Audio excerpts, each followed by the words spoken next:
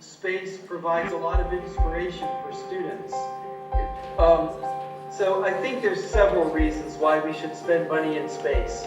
First of all, because the amount of money that we spend is actually very, very small. People spend more money on cigarettes, people spend more money on drinking Coca-Cola. The amount of money that we spend on space is actually very, very, very tiny.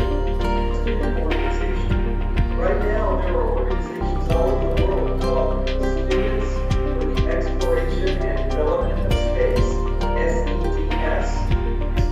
So you can extract metals, extract carbon and hydrogen and make plastics.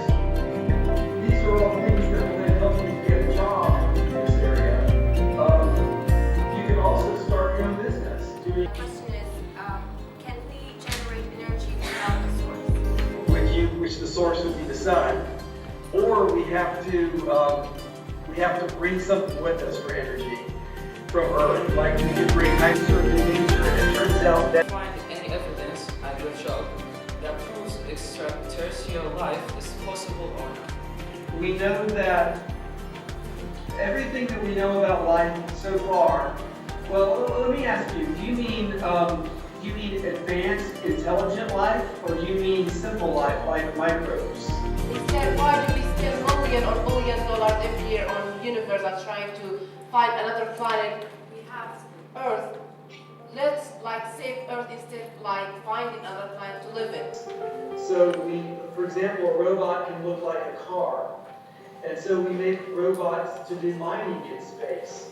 Just 1,000 years? Maybe 2,000 years, let's say a million. You mean just from a rock? Yes? I don't think that would be long enough time. I think 1,000 years is far too short. But let me. Where did our moon came from? So what is energy? Energy is the behavior of the universe because it is symmetric with respect to time. And so it's a fundamental part of reality.